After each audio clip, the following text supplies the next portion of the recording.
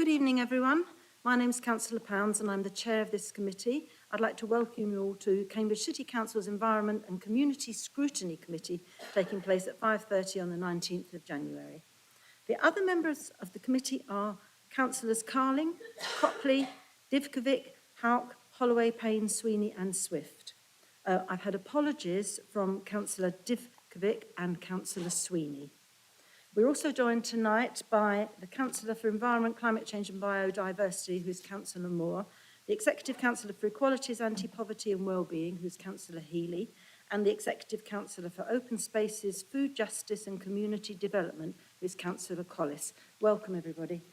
So on each agenda item, after hearing the deliberation of the Scrutiny Committee, it is the responsibility of the Executive Councillor to make the formal decision. So the officers permanently at the table for this evening are Director of Neighbourhoods and Communities, Jane Wilson, Committee Manager, James Goddard, and producer, who's Boris Herzog. Thank you for coming this evening. Other officers and public speakers will join us throughout the course of the meeting, and I'll introduce them at the start of the relevant items. Copies of the agenda can be found on the City Council's website under Committee Meetings, Minutes and Agendas. Please try and refer to specific page numbers within the agenda if you are referring to a specific paragraph or plan. Can I remind all of those present of the importance of using the microphones at all times when speaking? Please speak close to and clearly into the microphone. Ensure that you have switched off or silenced any other devices you have so they don't interrupt proceedings. When you're invited to address the meeting, please make sure your microphone is switched on, and when you finish addressing the meeting, please turn off your microphone immediately.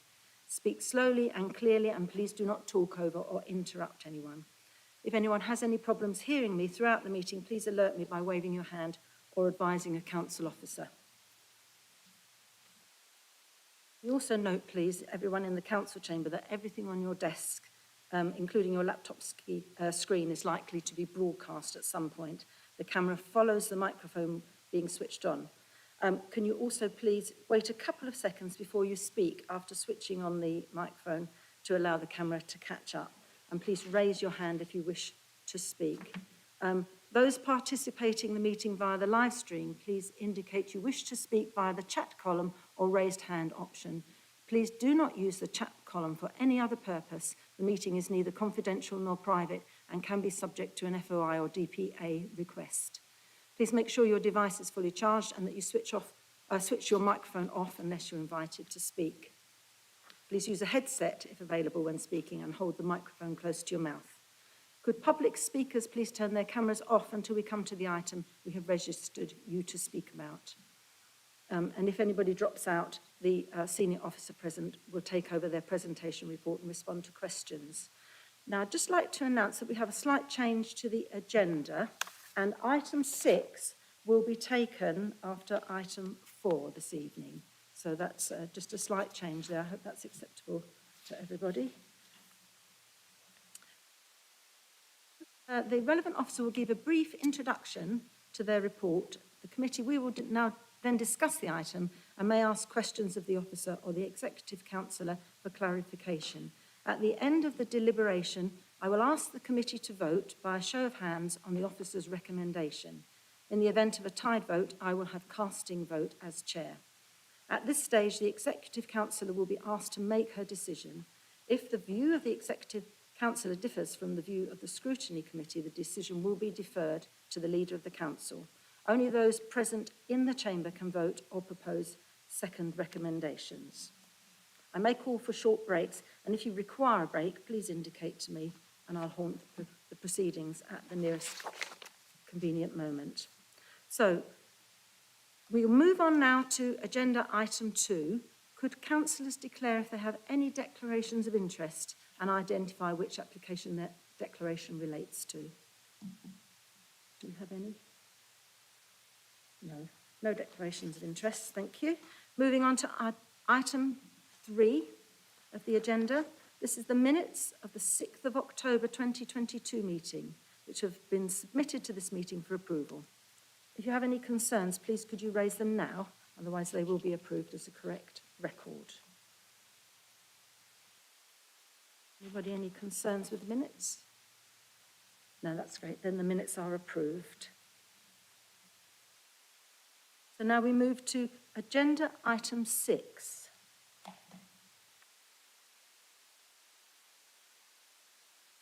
This is a complaint upheld by the LGO service relating to a complaint about noise. And our presenting officer is Yvonne O'Donnell, who is the Environmental Health Manager. Thank you, Chair. This is a report coming to the Environment Scrutiny Committee regarding an LGO outcome where the LGO found at the fault by the council but not causing injustice. It's a complaint regarding a noise from a company in Cambridge. Can everyone hear me properly? I'm getting quite a lot of us. Thank you.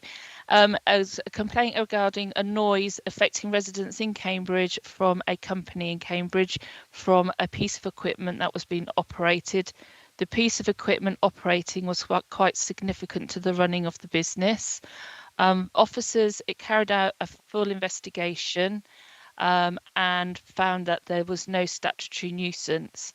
However, it was identified during the stage 1 of a complaint that perhaps something else could have been carried out, and this was identified in stage 1. The complaint went to stage 2 and then to the LGO. The LGO found that the council had carried out its statutory obligation and that there was the fault of the council was that the first investigation could have been handled differently. This was rectified, and the outcome was that there was still no statutory nuisance impacting on the residents of the local area. The section 4 of the report outlines the findings of the Ombudsman case. So the report is coming here today for note the findings of the local government Ombudsman in respect of this case and the action taken by the council in response to these findings. Thank you, Chair. Thank you very much, Yvonne. Is there any discussion on this item? Would anybody like to ask a question? Councillor Copley, followed by Councillor Holloway. Thank you very much for the report, Yvonne. I just wanted to ask about this complaint which was referred to the Ombudsman and upheld, and how that fits in the context of other complaints, i.e. has the council had previous complaints that have been referred to the Ombudsman and upheld, like this one, as far as you're aware? And also, do you know if many complaints get referred to the Ombudsman but don't get upheld? As in, so this was the one that did. And finally, could I ask, does the noise service tend to get many complaints in general? Thank you. Okay, thank you, Councillor Copley. So we don't have many complaints that get referred to the Ombudsman, and as far as I'm aware, in the time I've been working at the City Council, this is the first time we've ever had a noise complaint upheld by the Ombudsman. So going back to your second point, as I say, we don't have many complaints. Well, as far as I'm aware, this is the first and only complaint that we've had that's been upheld, and we've never had a complaint before going to the Ombudsman. And then the third point is that the noise service does receive significant numbers of complaints. However, we have got a new procedure in place where we can actually use the noise app, and that triages complaints coming to the service before they get actioned by the officers. Thank you very much. Did you want a follow-up question? Yes, it was just a very small clarification, which was, I understand the noise service gets a lot of complaints about external noise sources to look into to see if they're a statutory nuisance. I was just asking whether the Environmental Health Service gets complaints about its handling of noise complaints much or not very many. So perhaps you answered that question, but I think you answered whether it gets many noise complaints about external sources of noise. Yeah, no, I totally understand. We get people who aren't happy with the outcome of noise complaints, but we don't actually get many complaints about how we have handled a noise complaint. But we do get a lot of complaints because a lot of residents aren't always happy with the outcome of the investigation due to us determining what is a statutory nuisance or not. Hopefully that answers your question. Thank you very much. Councillor Holloway. Thank you very much, Yvonne. My question is quite similar to Councillor Cockley's, but just for further context, do you have any idea of how common it is for councils more generally to have these complaints upheld? As far I don't know the full answer to that question. It's not something that happens on a regular basis. The fact is statutory nuisance is not defined by law, so it is down to the professional decision making of the local authority or the environmental health team, who are qualified in determining these types of cases. But I don't believe there is many cases where lots of noise complaints go to the local ombudsman. Thank you very much. So this item is just for the Executive Councillor to note. We don't need to vote on it. Did you want to make any comment, Councillor Moore? Oh, I beg your pardon. Beg your pardon, I didn't see you. Thank you, Councillor Pants. I just want to ask, so one of the elements in the complaint which does seem to have been accepted by the council, as it were, was that the officer who went out to the resident to investigate the noise was on their own, was unaccompanied, which it sounds like that isn't the usual procedure. I just wanted to ask why it was that happened on this one occasion, and also around that with the issue that the residents raised around verifying whether it's a statutory noise or not. How is that determined? Is that purely through the officers listening and making a judgment call, or is there monitoring with some kind of equipment there? Because I think that's one of the point of contention of whether the officer was valid in their judgment or not, isn't it?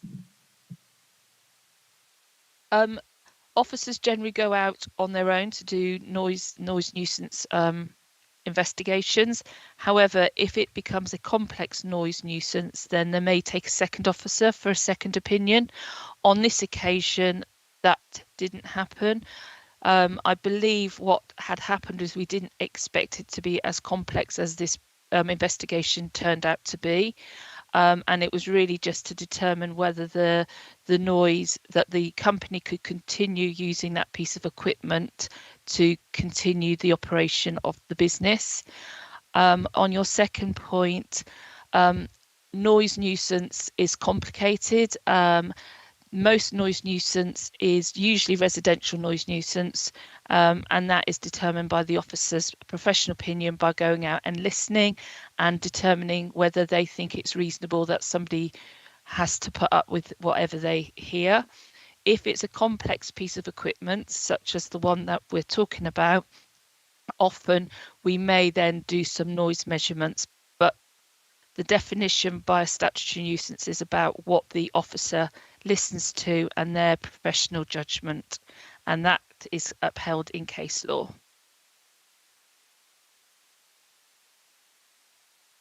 Thank you very much. Councillor Moore, did you want to make any comment further? And we just ask you to note the findings. Thank you. I do note the findings, and obviously it is unfortunate to get any complaint. We don't want residents to feel unhappy about the service that we provide, but as far as I understand from this, what the local government ombudsman is saying, that the service that they received was actually fair and correct, because the outcome was upheld all along. It's just that perhaps, as has been said, the second officer didn't go out to confirm that. So we appreciate receiving complaints, and we learn from them, and we have done in this case. And I'd just like to thank Yvonne for her answers on this. And I note the report. Thank you. Thank you very much. And thank you very much, Yvonne, for that information. Now, just to move on, we don't have any public speakers, unusually. So we have nothing? Yes. Welcome. So we've just attended to agenda item 6. We now move back. And item 4, which is the public speaker. speaking, we don't have any questions, unusually. So we will move on now to item 5 on the agenda.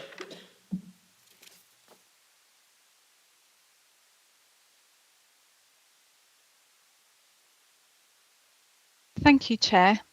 The Community Grant Report gives an overview of the process used to assess community grant applications for 23-24. It informs committee about the take-up of this pilot small grant scheme. It sets out the pressure on the grants budget and what we've done to mitigate that as much as possible through an inflationary uplift, the use of seed funding, that's starting activities that fit the criteria this year, 22-23 budget, rather than waiting until April, and using a small events budget. The Community Grant Report also provides a summary of new areas of work for the current year, such as the United with Ukraine grant scheme. In fact, since the report was written, there's been an increase in the number of applications and almost a quarter of the budget is now allocated. The committee report also updates members on the Platinum Jubilee grant scheme and the anti-poverty awards. It includes a link to the 21-22 community grant report, which sets out which groups and activities were funded and highlights just a few of the many achievements of our voluntary and community groups. I'd like to take this opportunity to thank councillors for their support to enable this to happen. And finally, as promised in last year's committee report, there's also an update on the community rights. The report recommends that the Executive Councillor approves the community grants to voluntary and community organisations for 2023-24 as set out in Appendix 1 and 2 of the report, subject to the budget approval in February 2023 and any further satisfactory information required of applicant organisations. I'm very happy to take questions now on any aspect of the report. Thank you, Chair.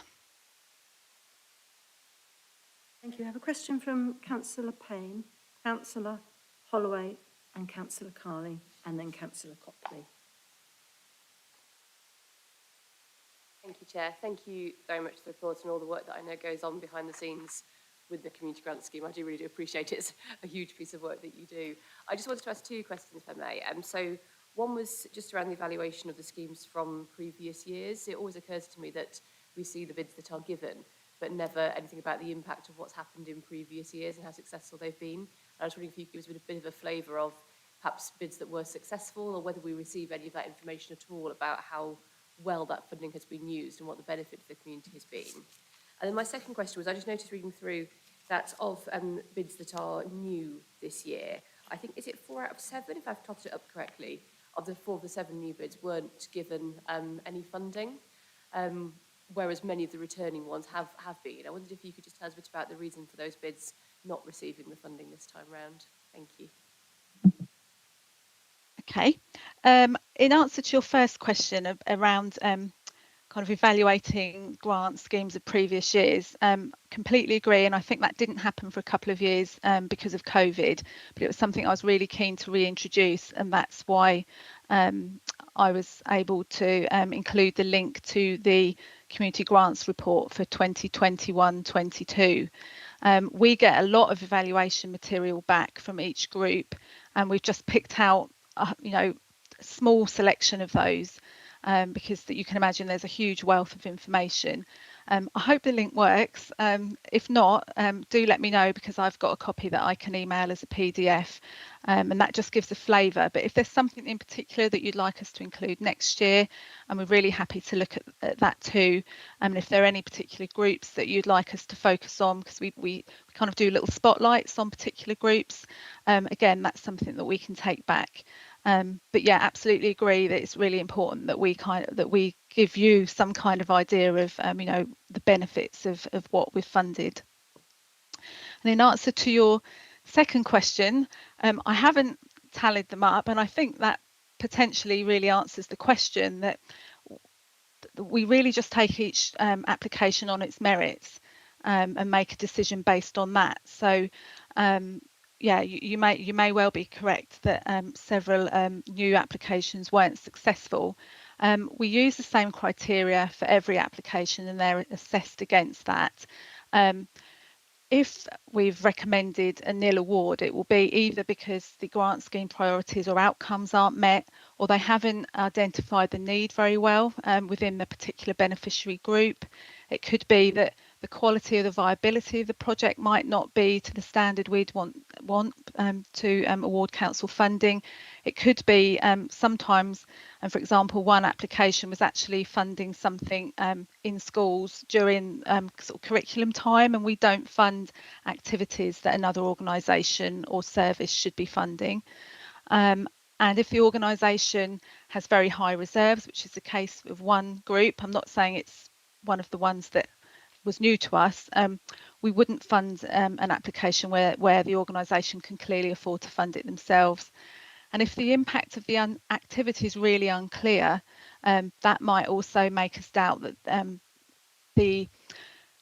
we might make a nil award in that case, and we really want to be sure that the funding has high impact, and then that's something we can report to you on. But what I would say is that we had a significant number of groups new to us applying for small grants, and we suspected for some time that perhaps it was all just a bit overwhelming. It's quite a big application process, and so that's why we tried the pilot small grants process. And actually we did have quite a lot of new applications through that process, and actually the majority of the groups that we've encouraged to start the projects early through the seed funding are new organisations to us. So I think we've kind of read the mood correctly, and I really hope that those groups come again, perhaps with more confidence, and then might be successful with larger awards next time. Hope that answers the question, but happy to take any follow-up to that. Do you want to follow up? If that's all right, thank you for that. That's really clear. I think Mike said, I was really supportive when the small grants funding was introduced recently, because I agree with you about the concern around the bureaucracy for smaller groups. And I think that's just what makes me raise the concern, really, that it seems to be a disproportionate number of new groups who are applying who are not completing that process in a way that meets those criteria. So I don't know if you could just tell us a bit about the support that's been given for those groups. It does seem quite sad that if they've gone through that process, that they've got to this point for it to be refused and they haven't been made aware of that or diverted elsewhere along the way in terms of their time. Yeah. Yours also. Absolutely. I don't want to go into the detail of which groups, because they haven't got a right to reply, but I can give you an example of one of the groups that you're talking about. We actually felt that there was a funding stream external to the City Council that was a much better fit. So prior to any recommendations coming to this committee, we actually contacted that applicant group, advised them of that, and offered the support of an officer of the City Council to help them apply to that fund. And any group that we're recommending a nil award to, well, every group is actually sent the link to all of the committee papers, but those that were recommended a nil award actually get an email explaining the reasons behind that, and are encouraged to talk to us about potential other sources of funding. And what we'd say all along, and what we say in our webinar, which is advertised far and wide, is talk to strategy officers first. For example, if you want to run a sporting activity, talk to them first. They'll be able to point you in the right direction around how you evidence need. They'll be able to tell you if there's a group already meeting that need. And those groups that do that are normally the ones that are successful. It's the ones that come to us out of the blue, perhaps aren't even local groups, perhaps a national. They're the ones which often kind of fall foul of the criteria that I've sort of talked through this evening. Thank you very much. Councillor Holloway. Thank you very much, Julie, for this. I really enjoyed reading the report. It's great to see such an incredible range of charities and community organisations. And yeah, it must be rewarding for you as well. So thank you for you and all your team's work. And I just wondered how we could maybe think about supporting some of these charities in the longer term as well. So obviously this is currently an annual grant process, and charities spend a lot of time bidding for funding. So I wondered whether there was consideration of multi-year grants, perhaps as part of the transformation process, to improve the longer term funding and just give them a bit more certainty. Thank you.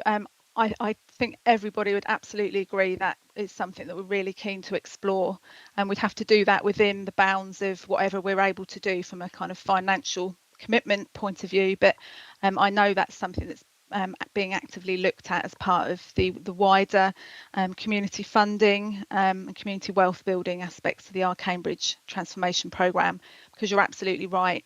And something else that I'm keen to explore is for smaller grants, whether we could potentially have a wider window or more than just one window when grant applicants can apply, so that we're more meeting the needs of communities rather than it fitting our cycles, if you like. So absolutely agree with you, and I know I'm not the only officer that does.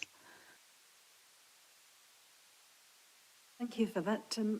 Councillor Holloway, any follow-up there? Councillor Carling next, please. Your question, please.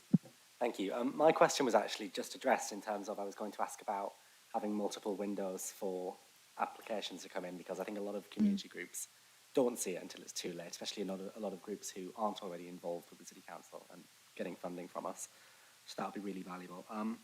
So perhaps I can just say thank you, as others have said, for all the work that has gone into this behind the scenes. It's a massive process every year, and I think just the value that these grants have to our communities through the groups that take them and that do incredible things with them is just cannot be overstated.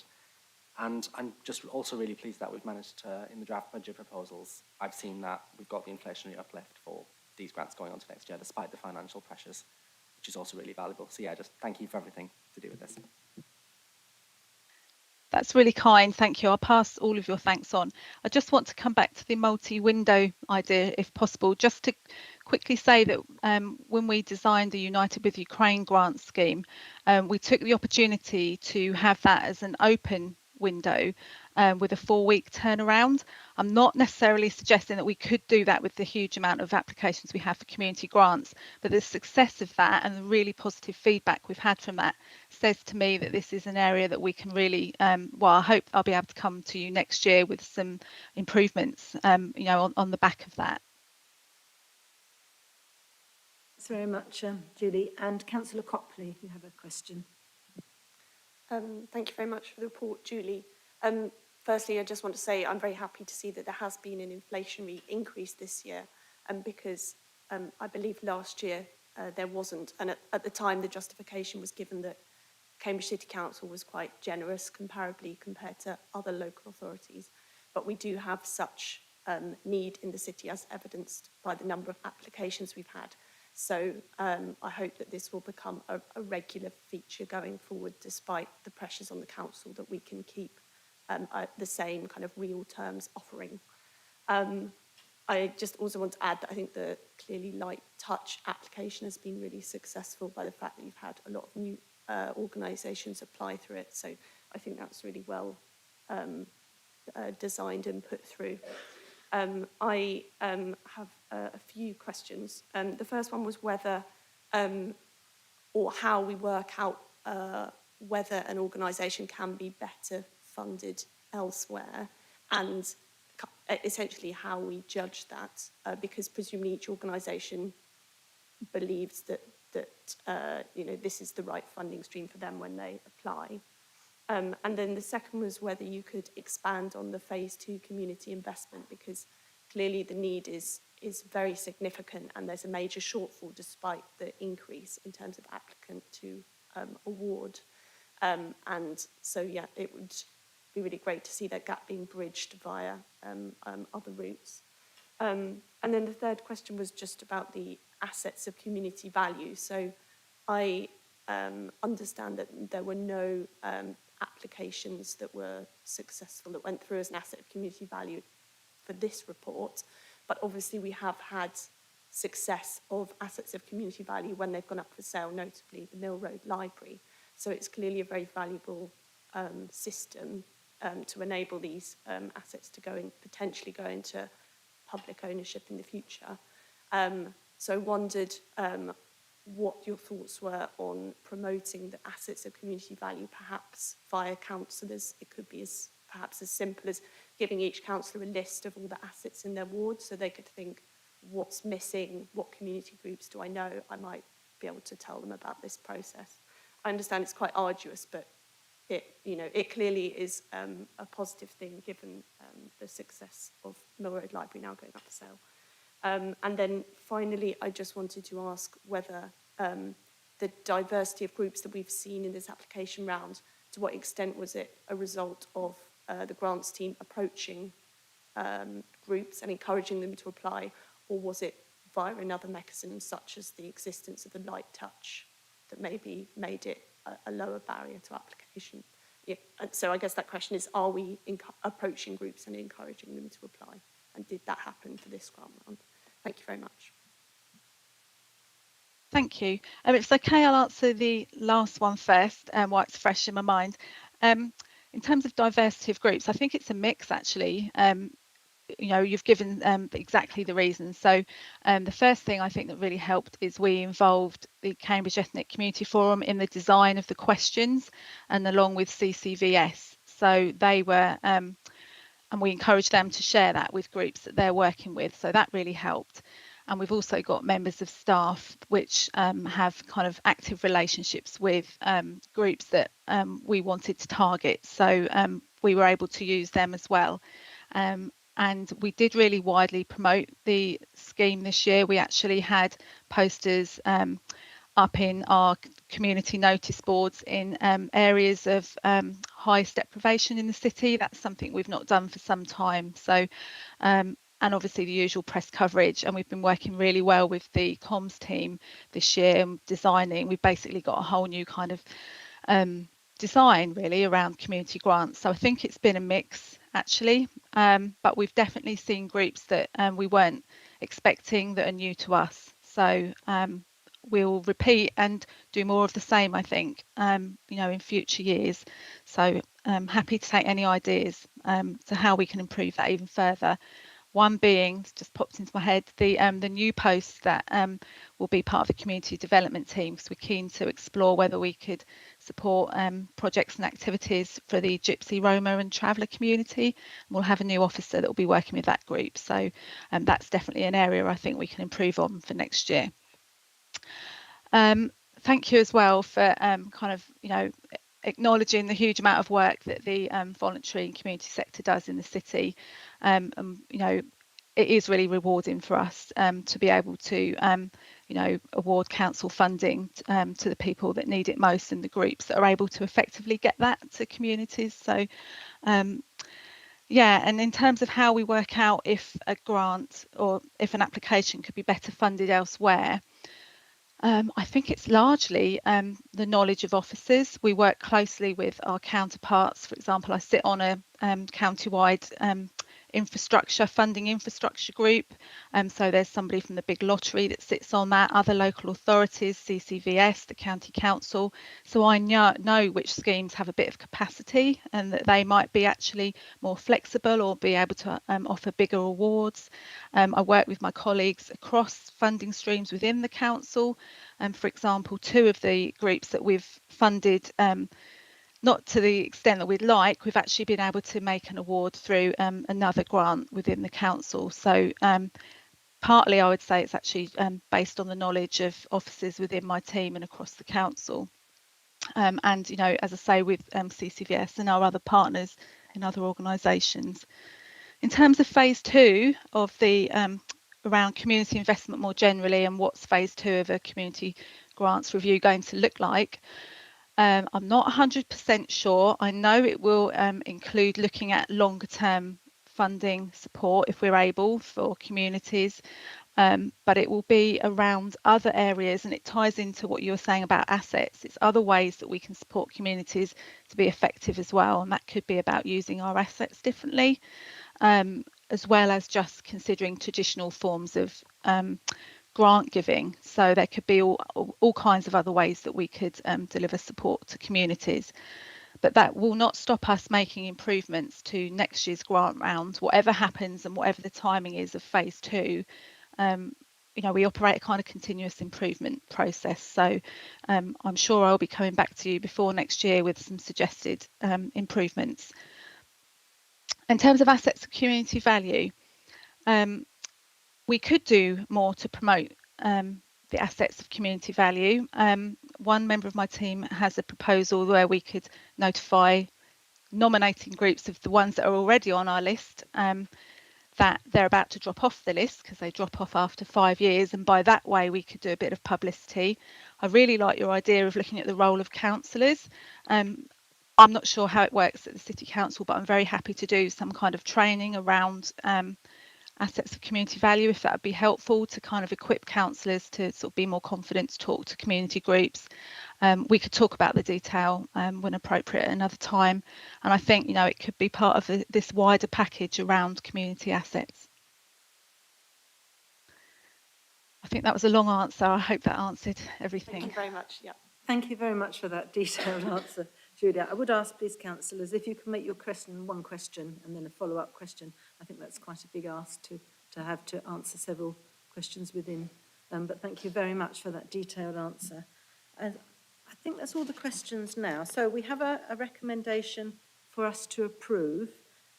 This is to approve the community grants for voluntary and community organisations for 2023 to 24 are set out in this report, subject to the budget approval in February. So can I please ask all those in favour? That's all, Chair. So that's unanimous. So if I can pass that over now to our Executive Councillor, Councillor Healy, to accept the findings of the Scrutiny Committee. Yes, I do, with great pleasure. I'm delighted. This is actually my favourite item of the council year, and it's, you know, it's a really fantastic programme that we have, one of the most generous in the whole country for a council of our size. And I'd like to first of all thank Julie. I think this is your first year, isn't it, doing the whole community grants programme? So well done to yourself and the team for doing such a great job. And I know you took such care and thoughtfulness. We went through all of them individually, and you know, you really do think yourself and the team about, you know, the implications of the grants for each organisation, because obviously we can't fund all of them. And I also, like others have said, want to pay tribute to the community and voluntary sector. You know, we know the whole breadth of projects represented by these awards, you know, everything from mental health to children, young people, older people, and all sorts of groups and projects. And I think a lot of these are actually real lifelines that are saving lives in people's lives. You know, they're really life-changing programs and projects. So I think, you know, it's so important that we're able to fund them, and just we want to thank all the organisations for all that they do, and we're so glad that we can support them.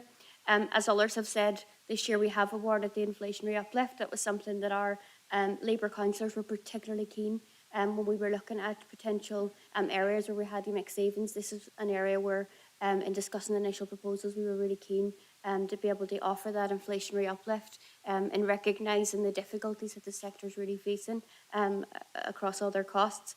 So really glad we could do that. I'm also particularly happy to see a number of new projects that we're funding this time round. As others have said, you know, many of them are kind of continuing projects, but it's really great to see new ones like Making Space, which works with unpaid carers, and Cambridge Film Trust, which works with young people. These are really great new projects, and I'd really encourage in future years that organisations who haven't been funded before really do approach our team. They're really friendly, they're really approachable, and try and work with them. You know, we are always looking for new ones, and particularly as also to mention is some of the seed grants, which, as Julie said, we've really been able to work with a number of underrepresented ethnic minority groups in terms of that funding. So that's really great to see such a diversity in those. So yeah, that's all I wanted to say. Thanks so much to the grants team and to the voluntary sector. And I'm really willing, and I would be really look forward to kind of going out and seeing some of the projects in action as well. So, you know, please do get in touch if you're one of the voluntary groups. Really happy to kind of work with you and have conversations outside of these grant rounds. And a final plug, the area grant deadlines are coming up this month and next month, so please do, I'd encourage councillors here, and I'd encourage members of the public, please do submit applications, and please do get in touch with the grants team before the deadlines. Thanks. Thank you very much, Councillor Healy. And I'd just like to echo what Councillor Healy said. Really fantastic job, and thank you very much. Particularly the sea grants. I think that's a really good, inspired introduction, very helpful for people. Thank you. Now, before we go on to item 7, I just have to make an apology because I missed a question on item 6 in all the change of order and things from Councillor Swift. And this was, I wondered, we can't take it now because the officers are no longer present, but I wondered if you'd like to just read out your question and then I will ask for a written answer and response from the officer and the executive councillor. Thanks very much, Chair. This is a question for Executive Councillor Rosie Moore, and it concerns the position with regard to noise from animals and pets in residential settings. I'm asking this on behalf of a resident in my ward whose life has been turned upside down by a noisy cockerel that grows every 30 seconds starting at about 4 o'clock, and it's going to get worse as the days get longer, destroying her family sleep as well as her neighbours in a densely populated neighbourhood. And I have 2 questions for Executive Councillor Rosie Moore. What should residents do? And the second question is, what can the City Council do? Thanks very much. Thank you very much. And yes, we'll get to a written answer for that. Quite an interesting and hopefully unusual problem. So we're moving on to item 7. This is the extension and variation of Public Spaces Protection Order, dog control. Welcome to Wendy Johnson, our Community Engagement and Enforcement Manager. Thank you, Chair. So I'll just give a brief summary of the paper and then I'm more than happy to take any questions on it. So the Public Spaces Protection Order for dog control is currently in place and is due to expire at the end of October 2023. The Council has the ability to review and extend a PSPO, but in order to do so, any variations or extensions that are looked at must be subject to consultation. So we have put together the proposals of the order we'd like to look at, which is on page 75 of the committee report. And we're seeking authorisation to consult on the changes in proposals. So some of the proposals that we're looking at, there are a few new dog exclusion areas that we have included to protect users of green spaces. And also areas that are suitable only for people and children rather than actual animals. Some new dogs on lead restrictions, including the proposal for a seasonal dogs on lead restrictions in some of the nature reserves across the city. Expansion of the restricted number of dogs that someone can walk at any one time to 2 additional areas, and introduction of a requirement for those people walking dogs to always carry a means to pick up the dog fouling, and should an authorised officer need to do so, the ability to ask that person to present said means. The proposal is that we would go out to consultation in February and March. There are a number of legal parties we have to consult with, but we would also consult with very widely across the city, particularly with people that use the open spaces who would be impacted by any changes. And then we will come back to committee in June with a final proposal. So just to say that the PSPO for dog control was not put in place to unduly punish dog owners. It's to balance the needs of those with dogs that want to access land, but also those people that want to access land without fear or any concern of dogs being near to them. So it's to set a clear standard of behaviour that everyone needs to act to. That's a very brief summary of the paper. I am more than happy to take questions. Thank you very much, Wendy. Can I take questions? So Councillor Holloway, Councillor Payne, Councillor Hauck and Councillor Copley.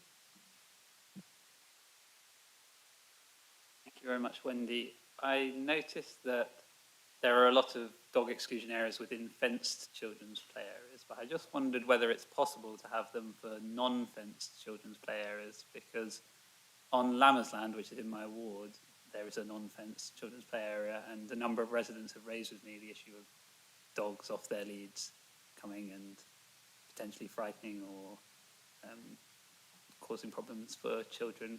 So is it possible for dog exclusion areas to be a non-fenced play area, or could it at least be a dogs on lead area?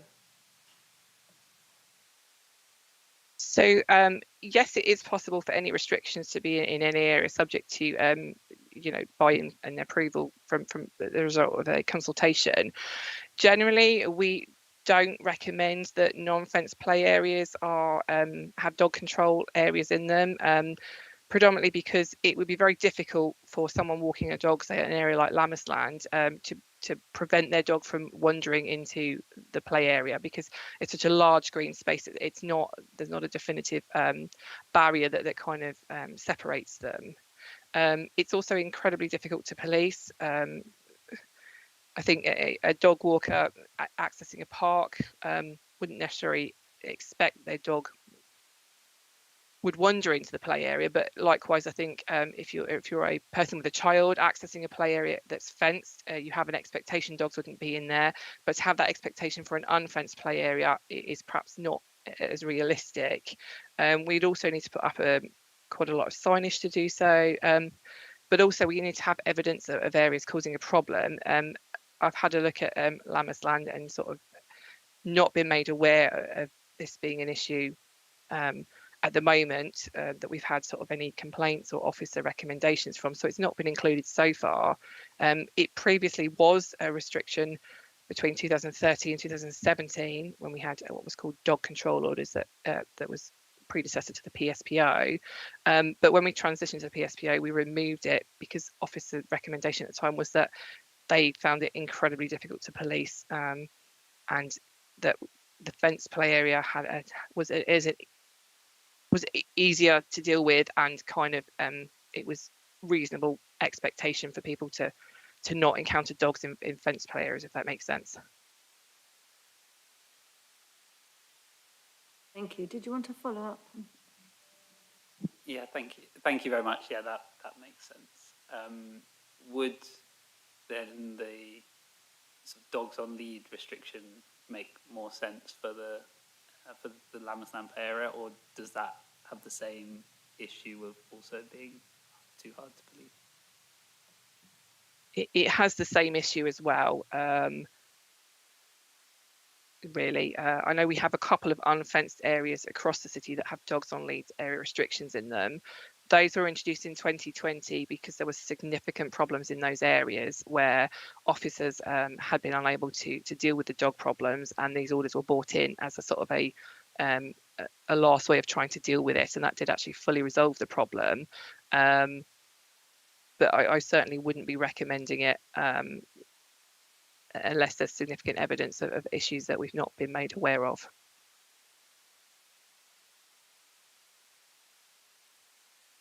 Thank you. Councillor Payne, next. Thank you, Chair. I just wanted to ask a bit about the consultation process. There's a list, obviously, of the groups you'll consult with around this. Can I just ask sort of what form will that take, and then what would be the sort of the trigger point for making changes to the PSPO? So is it a case that if all the groups said they didn't like that, then it would change, or just wondering kind of how that is decided based on the feedback from that? Thank you. So I think page 66 and 67 of the report list the organisations that we will contact directly, which will be through email communication to invite them to comment on the consultation. We are also required by the legislation to contact the chief officer of the police, the local policing body, and it says appropriate community representative. So we feel that the lists on page 66 and 67 are a good starting point. What we'll do is run the consultation through the council's platform Citizen Lab, but also we will put up, as we have done with the previous consultations, posters at all of the open spaces that are either affected or proposed or even existing as part of the PSPO, to advertise that, which is what we've done in the past, so that the dog walkers who access those sites every day will see that information if they are not aware of the consultation. Likewise, we'll also work with our volunteers who access the open spaces. We will also work with other council teams to try and promote that as widely as we can. In terms of the feedback from consultation, as with the two previous consultations we've run for the PSPO for dog control, we have made major changes based on what people tell us. A lot of the information we get is through comments about how people use the space and how they feel it should be shaped. So certainly what we're proposing at the moment is by no means the final version. it really does depend kind of what the feedback tells us. If we kind of get an overwhelming consensus, people really don't want something, then we're not going to introduce it, because those people accessing the spaces have to have a buy-in with what we're proposing, along with the public interest, really. So nothing is set in stone until the consultation is kind of reviewed and the outcomes looked at. Hope that answers that question. Councillor Hawke?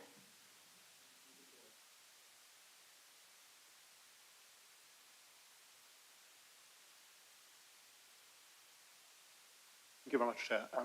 I would just like to thank Wendy for already answering 2 of my questions by email. That was very nice. And I've just got one more question. I'm curious how proactive the strategy is with respect to sort of expanding Cambridge. You know, more people will mean more dogs, and there will be some big new developments probably in the future. So is this something you already take into account, or is this something you will evaluate so when it happens? Thank you. Thank you. So a PSPO can last for a period of up to 3 years. It can be reviewed or extended at any time. So if there are new areas of land coming on board in that 3 year period that it's live, new areas can be added on, but that requires a whole new consultation process. So at the moment, what we do is during the 3 year period that it's live, we make a list of any new areas where the restrictions are needed or where they might be recommended. So for example, coming up for this one, we are recommending some proposals for Hobson's Park, which obviously is one of the newer areas. In our last consultation, we had, I think, 3 proposals for parts of green spaces that came on board for Trumpington, of which 1 was carried through. So yes, anything that's sort of kind of received, we will add in, and we work with our parks team and open spaces team to make sure that any new areas of land that become our responsibility are considered for any relevant dog control. Thank you very much, Wendy. Did you have a follow-up question, Councillor? No. And Councillor Copley next, please. Thank you very much, Chair. I have 3 short questions, so I'll ask them one at a time. So the first one was about the evidence gathering to identify areas of problems. For example, Hobson's Park identified to have a 4 dog lead maximum. And I wondered, from all the information available to the team to make what seems to be a very reasonable set of recommendations, it comes from council staff members observing kind of independently versus reports that come in. So kind of, do you get lots of reports and that's mainly where it comes from, or is it more the observations of council staff on the ground to come up with this suggestions to go out to consultation? It's a combination of all of them, really. Obviously, given it a 3 year period, that's quite a lot of evidence gathering over that period of time. We do use any of the dog control reports we receive throughout that period to look at if there are recurring patterns of where people feel that controls need to be brought in. But we also do balance that a lot with our officers on the ground. And again, we do liaise with our relevant teams that access the open spaces, the operatives that are on site day in, day out, and maybe get members of the public speaking to them. So we take the intelligence from a lot of sources, really, to make sure that what we're recommending is kind of what the public are asking us to do one way or another. Thank you very much. And if I may ask my second question, I had a look at the dog control page on the website as it currently is with the current orders. And it very nicely sets out what your responsibility as a dog owner is exactly on 2 different types of map where you can and can't do certain activities. So I think that's all extremely clear for the dog owner who looks at the page. What I couldn't find on the page was how to report. So at the very bottom, there was a few words with, I think, a link that says report a problem or report a dog problem, something like that. But I know that some people like to have a lot of kind of information and guidance about what they should or shouldn't report. So I thought it'd be really helpful to have a paragraph that said, for example, if you see these things happening, please report them. Like, for example, a breach of the order as and when it goes through, and or examples of what you should or shouldn't report. and perhaps also to encourage people, if it doesn't fit in these categories, please report anyway, as it may be helpful. Because I felt it could be quite hard, unless there's another page I've missed, to like feel empowered to report if you did see something of concern. And often people are not sure whether they should go to the police or the council or such like. It sounds like through this order, going to the council is the right thing.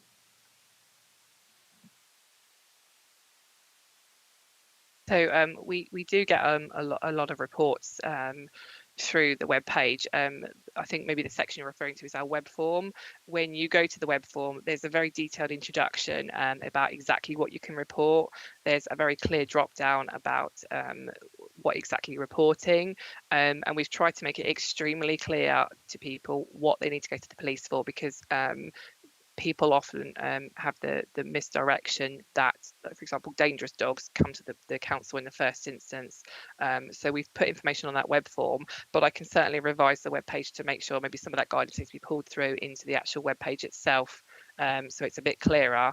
But it is on the web form. It's just maybe not as visible as it needs to be. I'll take that away as an action point and review that.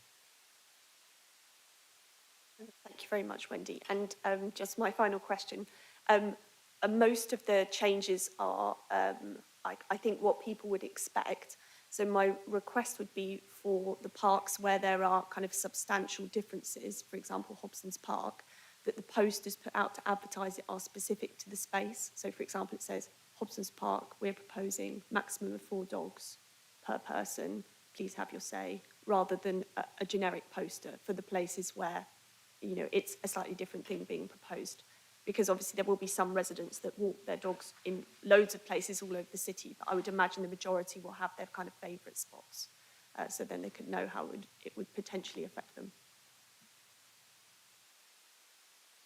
Yes, we can certainly do that for the new proposals. That wouldn't be a problem. Thank you very much. Well, thank you very much, Wendy. That was really clear and detailed. Thank you. Do we have any other questions on this issue? Right. So we have a recommendation, then we have 2. It's in 2 parts, but I'd like to take them both together. I think they're both sufficiently linked. So it is to approve the proposal to extend and vary the order for dog control within Cambridge in the form set out at Appendix B and the location set out in Appendix C, and to also authorise officers to publicise the proposed order as set out in Appendix B and C, and to carry out consultation as required by the Antisocial Behaviour, Crime and Policing Act 2014. So could I have, please, a show of hands, all those in favour?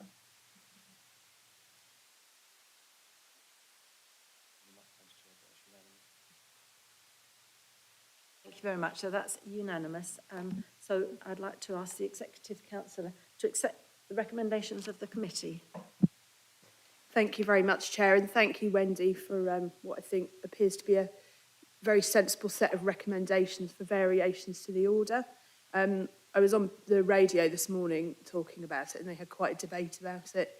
Interestingly, there seems to be quite a lot of public support out there for this, apart from one gentleman in Fenland who was very angry about the whole thing. I did a straw poll out on the dog walk this morning as well, and there was a lot of support for it. So I would just encourage people to take part in the consultation, and particularly pleased to see as well the variations that will help protect the local nature reserves and nesting birds. That, I think, has a lot of support from all of us. So thank you, and I'm delighted to accept the recommendations. Thank you very much, Executive Councillor, and thank you, Wendy. I think it's a really good step forward for public health and also for public safety. Thank you very much. We'll move on now to agenda item 8. This is the extension to Storiesfield Community Centre and the contract for services. And can I welcome Alison Conder, please, who's the Strategic Project Manager. Thank you very much, Chair. I'll just do a very quick introduction to the paper and then we can move on to any questions. Cambridge City Council currently manages and operates Storiesfield Community Centre under a contract for services with Storiesfield Trust. The staff team who manage and operate the centre are City Council employees, and the council recovers 100% of these costs as part of our contract for services with Storiesfield Centre Trust. The council only operates community centres in high need areas of the city, and Eddington is not a high need area, but it is a key growth site in the northwest side of the city. And so we agreed to enter into contract for services to support establishment of the new community centre because of our experience in managing and operating community buildings. It was always intended to be a time limited contract for services, a medium-term arrangement, and with this in mind, the Trust undertook a tender process in July 2022 to seek to secure a new operator. This tender exercise, unfortunately, was unsuccessful. The support for in order to support Storiesfield Trust and to ensure the centre retains its current complement of skilled and experienced staff, we have discussed with the Trust providing a further extension to our contract services to enable the Trust to have time to secure any operator and to complete a TUPE process for the team of staff if required. The recommendation to the Executive Councillor is therefore to extend our existing contract for services to the 31st of March 2023 if required by Storiesfield Centre Trust. I'm happy to take any questions about the report.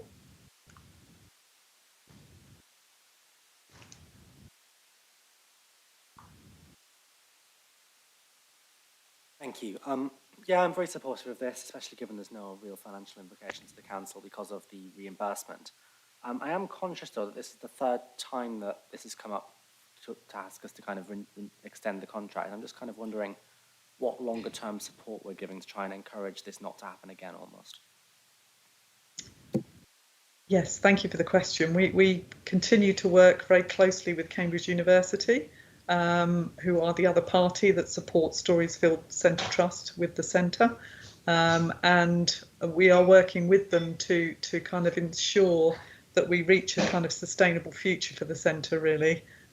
We were only there really as a kind of medium-term arrangement to support the operation of the building, and we want to make sure that the Trust moves on to a sustainable, long-term, secure position in order to ensure that we see out our legal obligations in respect of the Section 106 agreement.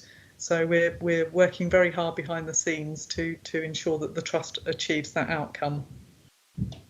I hope that answers your question, but please follow up if needed. Councillor Payne? Oh no, I think it's Councillor Copley next. Beg your pardon. Thank you very much, Chair. Thank you for the report, Alison. My question was just about the tender process from last July.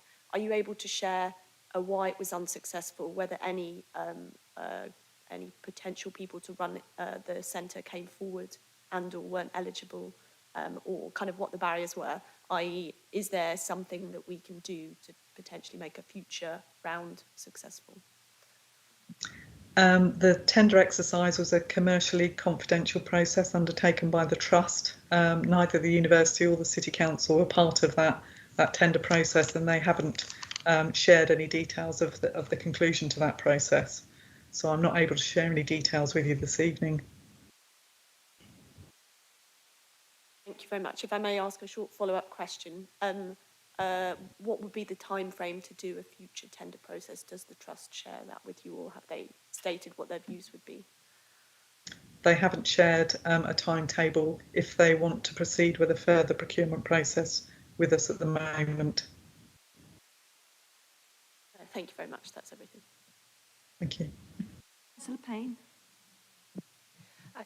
You've answered most of my questions in response to Councillor Cullen and Councillor Copley's, but I just wanted to ask around whether I don't know whether you're able to say or not, but whether there is any sign of a new operator on the horizon. Are there any kind of people currently in discussions with you at the moment? We haven't actually had any information from Storiesfield Centre Trust at this point in time around their next steps in relation to appointing a new operator. Obviously, they're kind of dusting themselves down and looking at the feedback they received to their July procurement process, and I guess they will be making adjustments as part of the specification or the contract or whatever the issues that they've had fed back to them were before they undertake another process. They obviously want to be, they're very keen, as we are, that they don't have a second failed process, so they want to get it right second time, I'm sure. But they haven't shared a timeline to just reiterate your question point.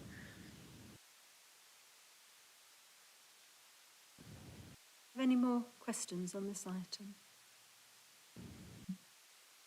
Lovely. Thank you very much, Alison, for that. So we'll move to the recommendation.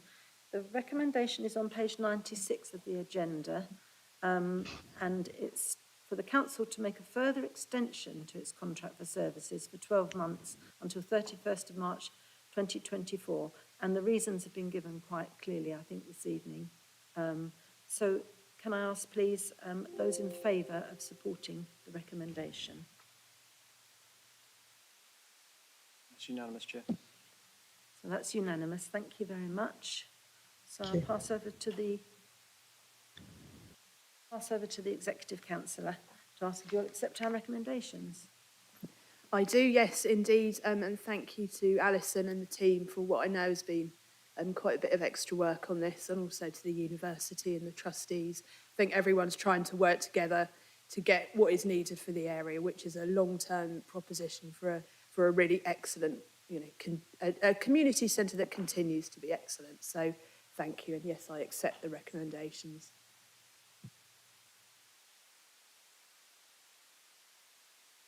Thank you very much.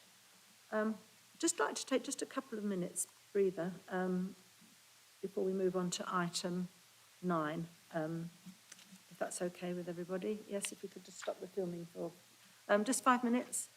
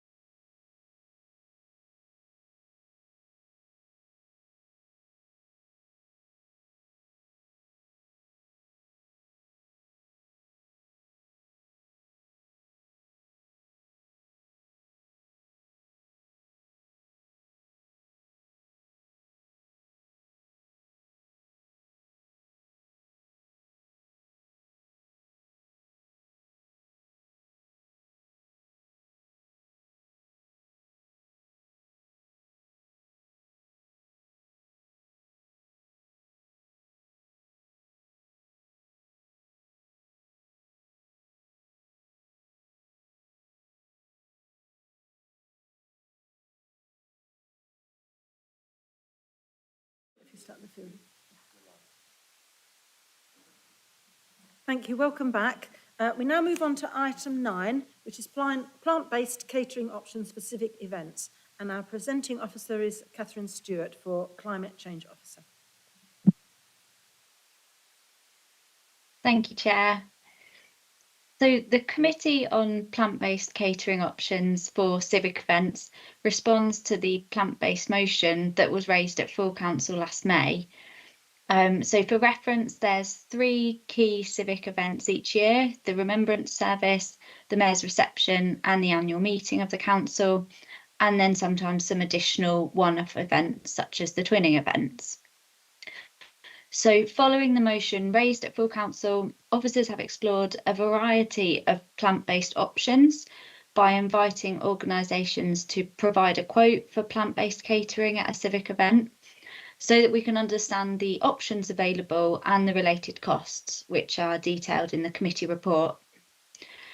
To investigate the practicalities of serving and promoting plant-based foods, officers have engaged with organisations such as the university to learn from their insights on plant-based food, and we've conducted a plant-based catering pilot at the Remembrance Service civic event in November last year, so that we could explore the uptake of plant-based food compared to non-plant-based food.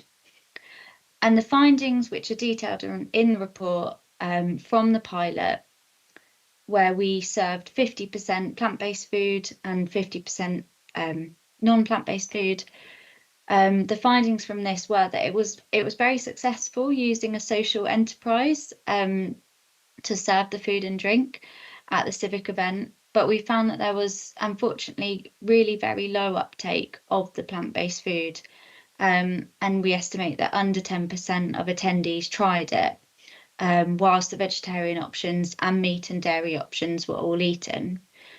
The leftover food from the event unfortunately had to be disposed of due to food hygiene laws. So when this pilot that we tried unfortunately resulted in a significant amount of food waste. So as a result of the research and the findings, the committee report recommends that the council takes a phased approach to plant-based food at civic events, phasing in plant-based food over a period of time, and phasing out meat and dairy due to the impact that these foods have on greenhouse gas emissions and therefore climate change. Officers recommend that all future civic events should promote and showcase plant-based food by always providing some plant-based foods and plant-based milks, so it would no longer need to be requested as a dietary requirement anymore. We also recommend that catering at the annual full council meeting should consist of 50% plant-based options in 2023. And providing that the majority of these options are eaten, this would then increase in yearly increments to 75% in 2024 and 100% in 2025. Then catering at all other civic events, we recommend should consist of 25% plant-based options during 2023. And again, providing that the majority of those options are consumed, this would increase to, in those yearly increments, to reach 100% by 2026. To further our commitment to sustainable food, we also recommend the council no longer purchases and serves beef and lamb at civic events, and also reduces the amount of pork that it provides because of the high impact on greenhouse gases from those particular meat products. We recommend that the council commit to using social enterprises when available because of the brilliant success of working with a social enterprise at the Remembrance Service. And finally, recommend that the council will use the Plant-Based Food Association definition of plant-based food going forwards, which is that food from plants contain no animal-derived ingredients, which is more commonly known as vegan food. So that was just a very brief summary, but happy to take any questions.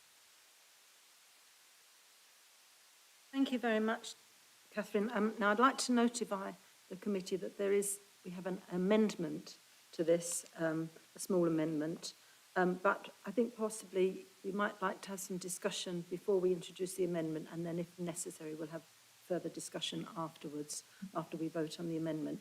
So is there anyone who would like to ask a question now? Councillor Houck? Yes, thank you. I mean, that all makes complete sense to me. You've made your experiences and you've drawn the right conclusions there. I would just like to briefly ask whether you will keep advertising the council's strategy and also the reasons why we want to provide plant-based food in future public meetings in the same way as you're doing now, maybe with posters and maybe in other possible ways, and how you will collect feedback from attendees in the future, so how they can say what they think and if they have any suggestions for improvement. And maybe just a comment at the end. So I'm not surprised that people don't go for the plant-based food if they are given the option to also go for familiar food, if there's enough of that. So if that fills them up, then why would they go for something that they are not so sure about? But I mean, I guess that's the idea why we want to get to 100% in a few years' time. So yeah, that's all great for me, with me. Thank you. Thank you. So in answer to your first question, yes, we will keep advertising, keep promoting what we're doing around plant-based food. So as you'll have seen in the report, we displayed posters, and in the appendix of the report you can see the poster that was displayed, and this was displayed close to the food to explain why the council were serving more plant-based food than it had previously, and also the benefits to plant-based food, particularly related to climate change and carbon emissions. And we will continue to display these posters going forward so that we can raise awareness and promote it, try to normalise it. And we'll also have officers on hand at civic events who will be around as they were at the Remembrance Service to answer any questions that people might have about the food, and sort of reiterate what it's saying on the poster, explain why we're doing it and the real benefits that plant-based food have to reducing carbon emissions. In answer to your second question around how we can gather feedback, I think that could be a really important part going forward. We'd really like to hear people's feedback, and part of the feedback will, I suppose, be almost the proof's in the pudding. We'll see how much of it is eaten at each event. But what we propose to do as well is to leave comments cards close to the food, so that people can give their feedback if they wish, so they can comment on how they found it, whether they try it again.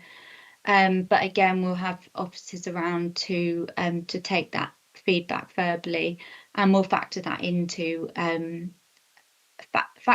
our review after each event, so we can fully understand people's perception of it and people's attitudes towards it. And just on your third comment, I agree. I think this is new to some people, which is possibly why people perhaps didn't try it. We wanted to make sure that there was an equal proportion of both, but actually it just meant that everybody went for the majority of people went for the food that they knew,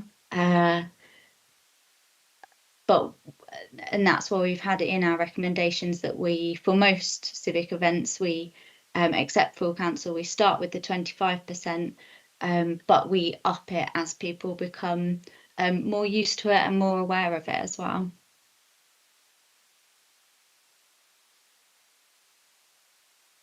Thank you very much for that. And questions? Councillor Swift, Councillor Holloway and Councillor Copley. Thanks, Chair. I'd just like to make the distinction between sort of plant-based food that's delicious and amazing and just plant-based food as plant-based food. And obviously, there's the question of taste and presentation and culinary arts and everything. And if people didn't like the plant-based food, it might be because it was blooming horrible plant-based food. And it doesn't have to be like that. I was at a food justice meeting, day last year, and there was fantastic plant-based food, and it was really delicious and nothing was wasted. So if plant-based food is to actually gain acceptance by the public, we've got to make absolutely sure that the plant-based food is properly cooked with proper experts cooking it so that it's absolutely delicious and tempts people to eat it rather than just providing them with something they're told they've got to like when they don't like it. Thank you. Thank you. I suppose just to reassure you that the food that was provided at the pilot in November, officers felt that it really did look nice. It looked aesthetically pleasing. It was very fresh, which was, I think, from past experience of the officer who organises catering, you don't always find that the food is fresh, depending on, you know, when it was cooked and the time of the event and all that sort of thing. But her comment was that it looked very fresh and was good quality. And we certainly would be using the food supplier who we used again. We were really impressed with the food, both plant-based and non-plant-based.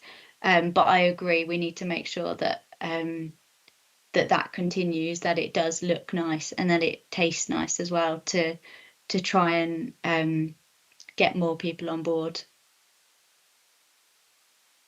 Thank you. And Councillor Copley?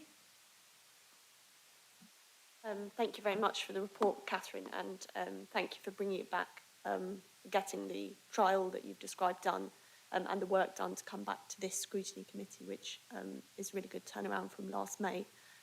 So thank you to you and Penny. My main, I understand there'll be an amendment that will alter that will propose alterations to the recommendations to the full council. So I think it's the civic one which I'm interested in, as Councillor Swift has mentioned, like at many events, plant-based food is really popular. People, eat it and or try it and or really like it.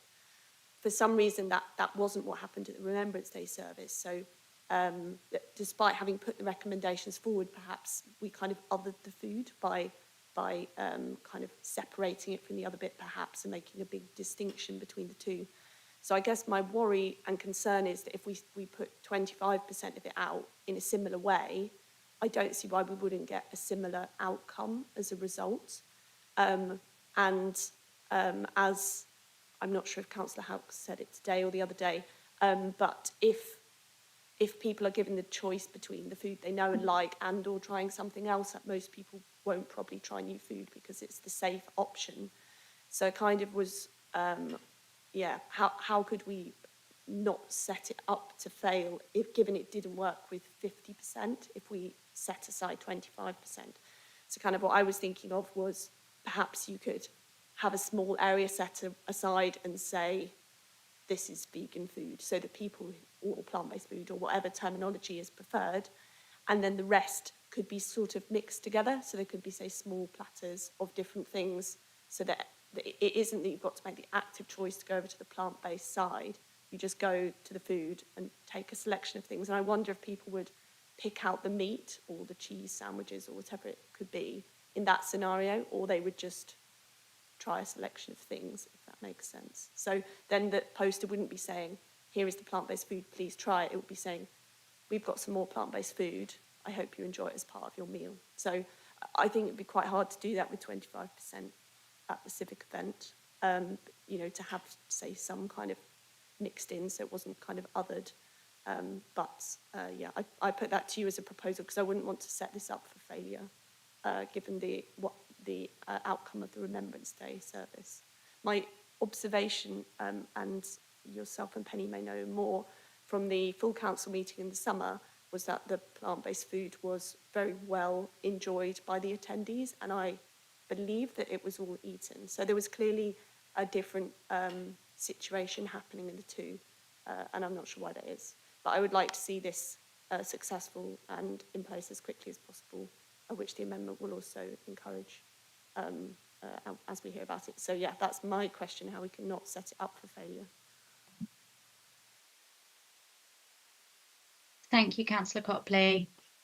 I suppose there's a couple of things that come to mind there. I think you're right. If it was separated, and apologies, I don't quite know whether it was a separate area. I'd have to double check that with Penny, who organised the catering. I think there is some issues we need to consider around safety and allergies and that sort of thing. So we need to make sure that whatever we offer, we do it in a safe way, and there's not going to be any cross-contamination. I think labelling also, sort of the food labelling, also comes into play here.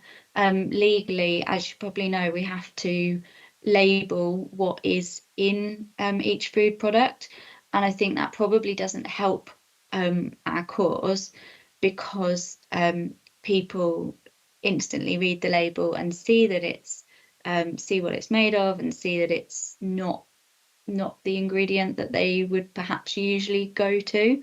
But we have to do that by law, so there's not really any getting around that. But I'll take your thoughts on board and definitely think about what it is we can do and discuss it with Penny, because we don't want to see it fail either. We want to be able to promote this and promote sustainable food as part of our as part of the work we're doing to address climate change. And I think possibly the reason that there was slightly different outcomes at the Remembrance Service compared to the full council meeting last year that you mentioned, it might have been we had a slightly different audience, is my only suggestion. But what we're hoping to do is that if we start with the 25%, as you'll know, we want to be able to normalise it. And as people start to see it and start to factor it into their thinking, we want to sort of nudge people. And the behavioural change research that we've found advises that actually these small steps are really worthwhile because they signal the importance of an issue. So we're trying to sort of incorporate these principles into the offering in a way that doesn't also contribute to food waste as well. So we're just trying to find that balance. So yeah, we'll certainly take your comments on board and see whether there's anything we can do in future meetings. Thank you very much. Councillor Holloway, did you have a question? Okay, a quick one, please. Thank you very much, Catherine. So I guess in terms of mixing them up together, I completely agree with you. It's extremely important to say what's in each thing. The kind of words you use to describe things can be important. So potentially using the most accurate descriptor with the ingredients underneath could be a way to make different foods more appetising. And also, I don't mean specifically mixing them onto a same platter, because I agree with you about the problems with that. But instead of having, say, 2 tables, one is plant-based and one isn't, the individual kind of plates or foil platters could be in the same area as in the plant and non-plant-based mixed together. And the second thing I just wanted to request was, I think a kind of immediate cessation of beef and lamb is a really important thing. And I think that is also a really important message that a lot of people don't know about the disproportionate climate impact of that. So having that message communicated could be really helpful as well, to say we are not serving any beef and lamb because it's got lots of emissions or X more emissions, or whatever communication you and the communication team think is the best. But that could be a really helpful message to share with a new audience. thank you. We'll certainly take those on board, particularly around communicating that message around not serving beef and lamb any longer, because that will really make a bit of a difference to not contributing to those really high impactful emissions. Thank you very much, Catherine. Councillor Holloway, did you have a question as well as the amendment that you were going to propose? Yeah, thank you. Yeah, thank you very much, Catherine. This is similar to what Councillor Copley was talking about, but I'm a bit sceptical about the behaviour change that might occur given these events are annual and there are 3 of them in a year. Maybe some people will go to all 3, maybe some people are going to one of those each year or just as a one-off. So I just wonder how far their behaviour might change in the next 3 years and whether it's therefore likely that the amount of plant-based food eaten at any one of these events would increase, or the percentage of the plant-based food available eaten would increase. So yes, I share Councillor Copley's concerns about there potentially being not that much eaten just because people are currently used to not really eating plant-based food.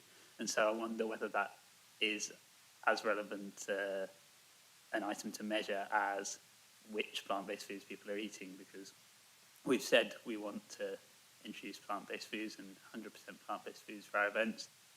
We know that there are really important reasons to do that. So I think probably the more important aspect of this is looking at which foods are popular, and then when we do go to 100%, we can serve those and everyone will enjoy it, hopefully.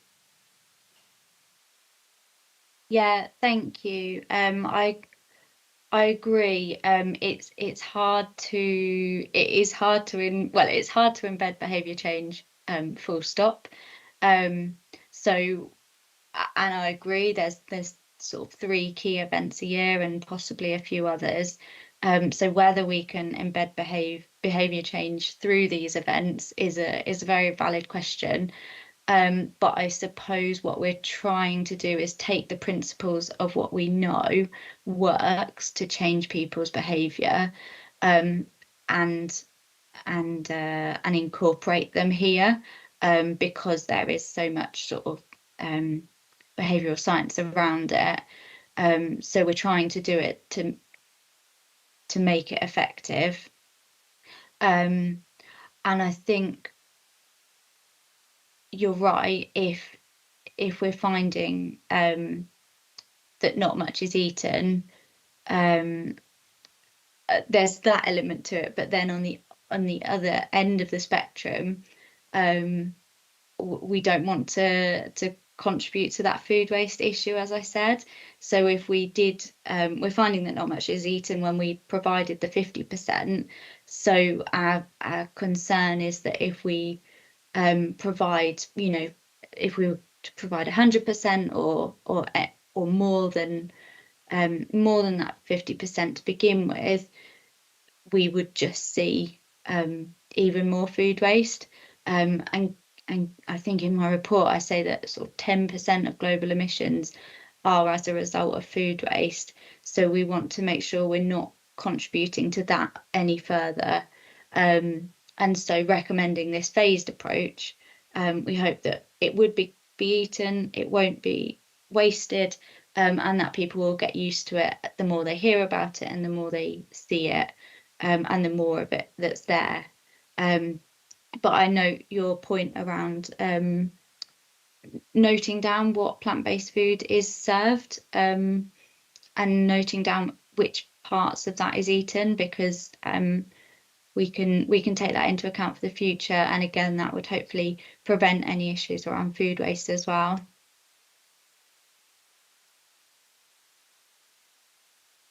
Thank you very much, Catherine. Andrew, did you want to speak? Well, I suppose I just reflecting on councillors' comments and so on, that I suppose we're not operating in isolation. So yes, we do 3 events of this a year, but there is a lot of information in the public domain now. You go in any supermarket, they'll have plant-based food kind of aisles and so on. So it's becoming more common. And I suppose whether our activity on this does contribute a massive measurable change or not, I think we'll find out. That's why we're kind of, doing this kind of approach. But I suppose just to bear in mind that there are other kind of sources of information impacting on people and how they behave and so on. And we're showing community leadership in this by kind of making this change now and setting our ambition. So we're kind of signifying and signalling, I suppose, perhaps more importantly than the actual absolute number of meals and so on. So I think that councillors can take heart from that, hopefully, and recognise that there is more information being shown in the media about the delicious food you can make in a plant-based diet and so on.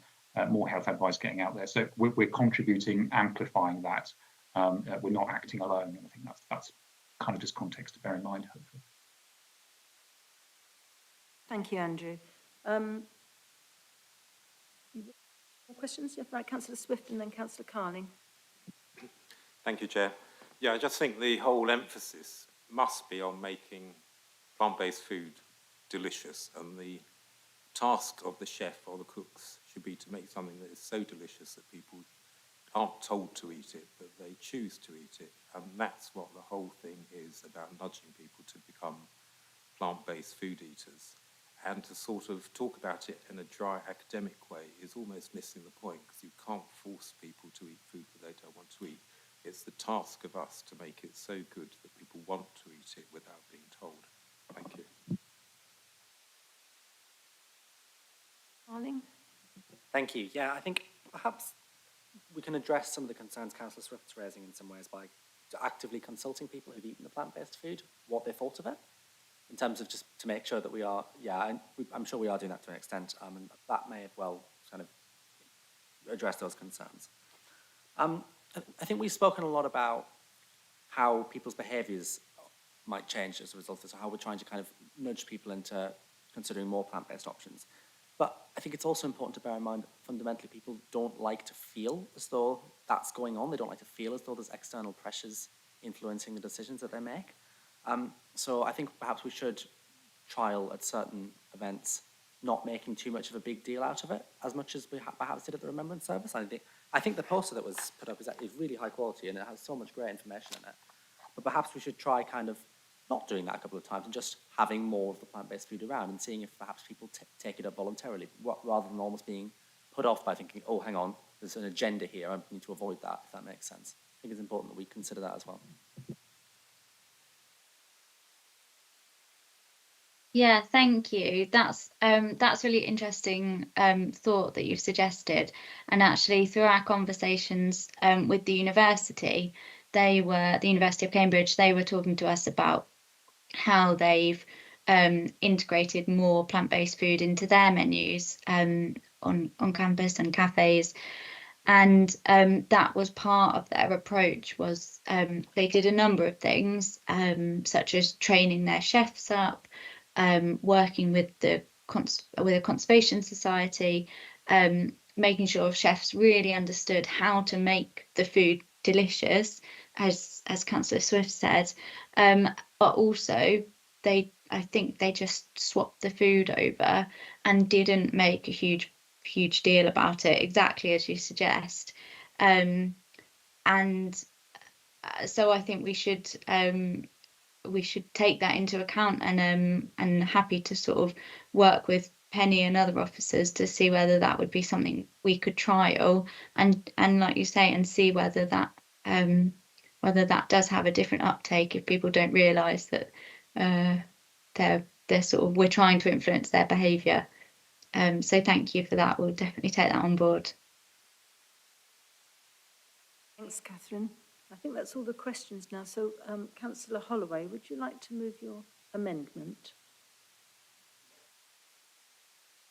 It's a very short amendment.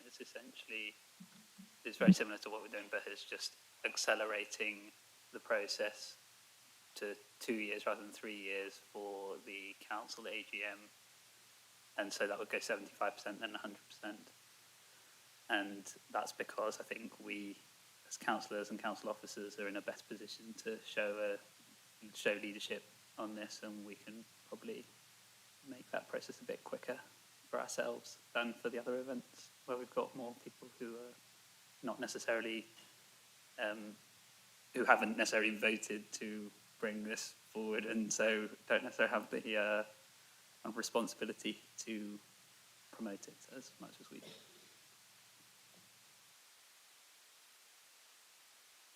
Thank you, Councillor Holloway. And I'd like to second the amendment. Just to say that I fully support the work that you're doing, Catherine, and I think it's going very well and going in the right direction. And the phased approach is absolutely right. And I would also point out, just add in that, yes, you're absolutely right that we do need to label food, however much we want to encourage people, because people have special dietary needs, and it's very important that you provide alternative options and that people know what they're eating. But we did, as members, we did agree to support plant-based food and supplying it for our catering. And last year at the annual full council, it was quite obvious that all the plant-based food did get eaten, that it was very, very tasty, and it was actually the non-plant-based food where there was food left over. So we felt confident enough to say that I think we can move a little faster on this one, and this one only, and say that for the next annual full council, we could move to having 75% plant-based rather than 50, but not for the events where there are more members, more people attending who are not members. So therefore, I'd like to second the amendment. Did you read out the amendment? Yeah. So the proposed amendment is that catering at annual full council in 2023 will consist of 75% plant-based options, increasing to 100% in 2024 rather than 50%. And that providing that the majority of plant-based choices are consumed at events and that suppliers can fulfil this requirement at the same cost as non-plant-based food. So could I please have a show of hands, those who are supporting the amendment? Pardon?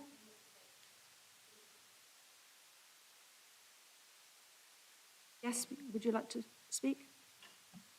Yeah, thank you very much, Chair. I just put it to the committee and the other councillors that we all voted to transition, I believe, begin to transition was what the final amendment said, to have these meetings as fully plant-based. And obviously we've had the less successful trial at the Remembrance Day service, but at our meeting, the plant-based food was really popular. And so I put it to the councillors that going to fully plant-based for the next meeting, potentially with councillors who would request different meals to be able to request that. So like special dietary requirements, if some people felt they wouldn't have it, would be more kind of in keeping with our goals and desires from what we voted in last year. So may I propose an amendment to go to 100% plant-based next year, with councillors able to request a different diet if they wish to, but I imagine that would be less than 25% of meals. Thank you, Councillor Copley.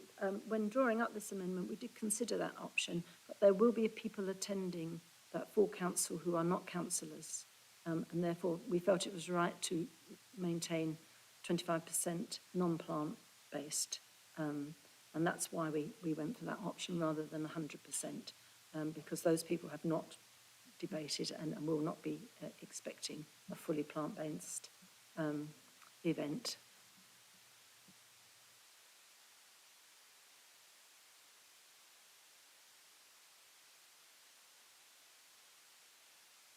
Thank you, Councillor Pounds. If I could just come back on you on that. We are elected representatives to kind of make decisions about how the council works.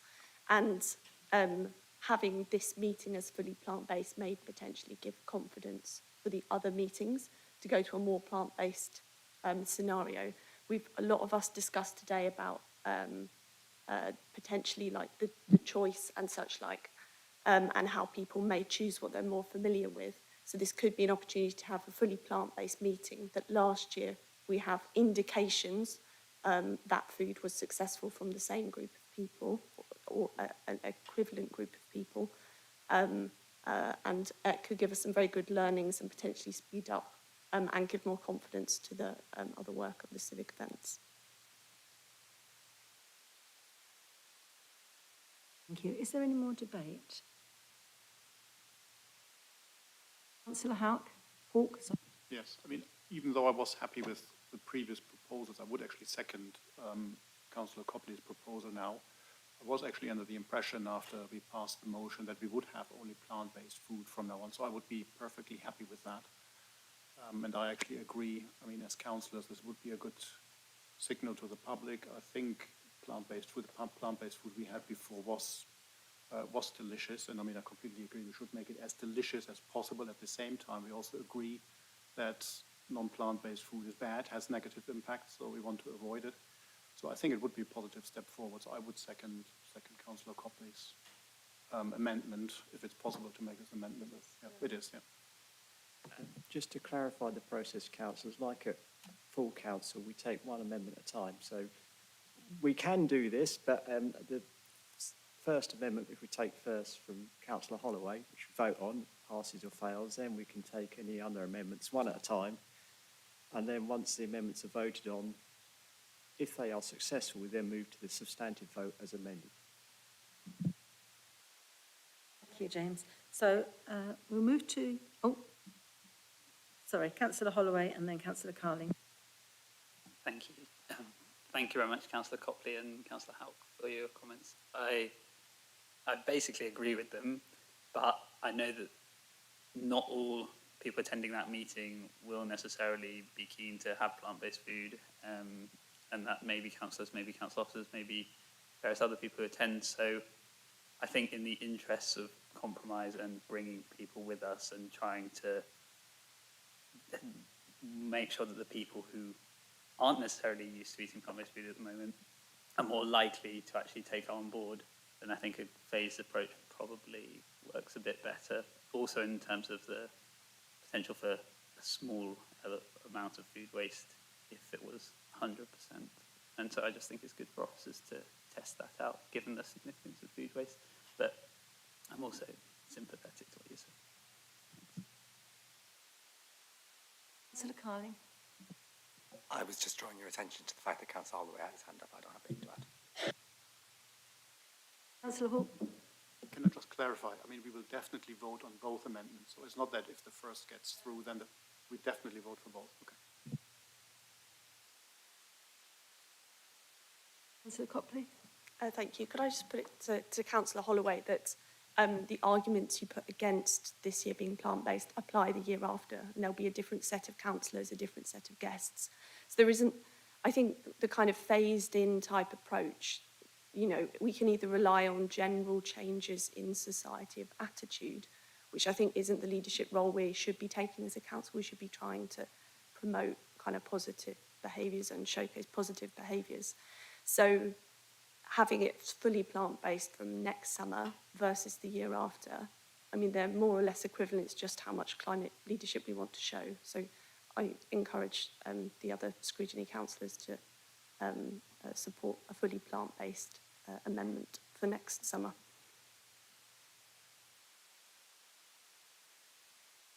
Councillor Swift. I just think that we've got to try and persuade people encourage people rather than tell them. I think that there's a big problem with sort of anti-woke brigade. And I think that if we are over-virtuous and all of that in the eyes of some people, it will backfire on us, and it's better to actually go incrementally. We're only talking about a few months, and it's not a particularly big issue, but I think it's more likely to succeed if we do it in a phased way, rather than feeling good about ourselves and actually not being seen as having the common touch in the eyes of the public. And it's a very small position difference, and I think that it's not worth making a fuss over, and what we should put it in the phased way, 75%, 100% over a year. Thank you. Councillor Holloway. Well, I think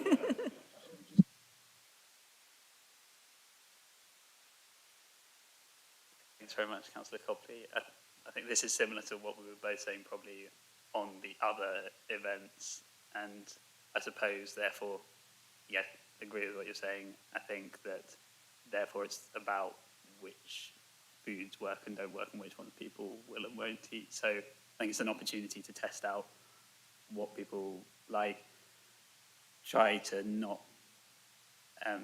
minimise food waste over the next 2 years, and so I think probably a phased approach works a little bit better for that, but they're very similar, and I think that's slightly better. I also think it wouldn't be a bad thing to have it at 100%. For now, I think probably the 75% going to 100% is better, just so that we can test out which foods people like and then hopefully minimise food waste this time round, and then it will help us the following year to also minimise food waste because we'll know which foods people like.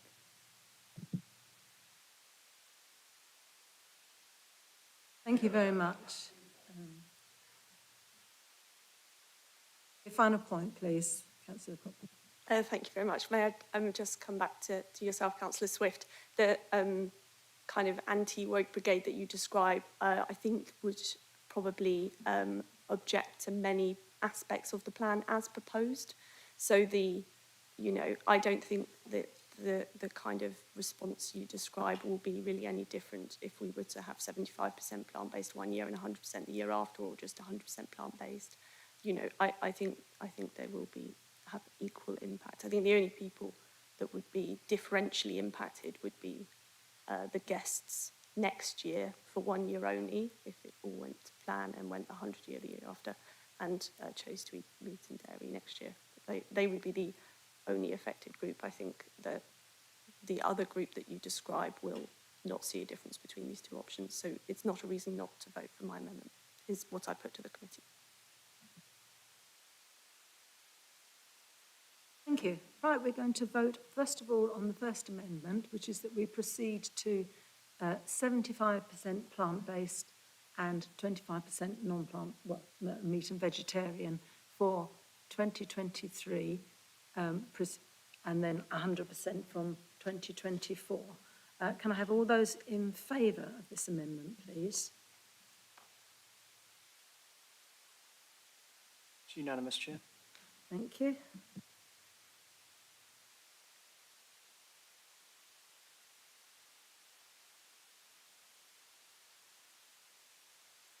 So, our second amendment is that we proceed faster and that we have 100% from 2023 that is plant-based at the annual council meeting. Can I have all those in favour of that, please? Agree, Chair. Those against? Or against, Chair. So that amendment is defeated. So now we proceed to the original recommendation. Pardon? Recommendation as amended. Yeah, as amended, which is that we have 75% at the annual council meeting of plant-based food in 2023, proceeding to 100% in 2024. Could I have all those in favour of the original recommendation as amended? Unanimous, Chair. Thank you very much. Can I take a recommendation to the Executive Councillor, please? Thank you, yes, and I did want to, if you'll just indulge me for a moment, Chair, say a couple of things. Firstly, thank you to Catherine and to Andrew, to David, and particularly to Penny as well, who did a lot of the actual work on the day, particularly for getting the report back within 8 months. I know there were some concerns raised that it wasn't coming back within 6 months, but I think we can all see why that requirement was removed in our amendment at full council. I recognise the strength of feeling on this. Councillors have debated a lot about the nature of behaviour change and how you affect that. But, we committed to this. It signals an important intention. It's part of our wider work on sustainable food. And part of that actually is publicising and informing. We did agree to do that.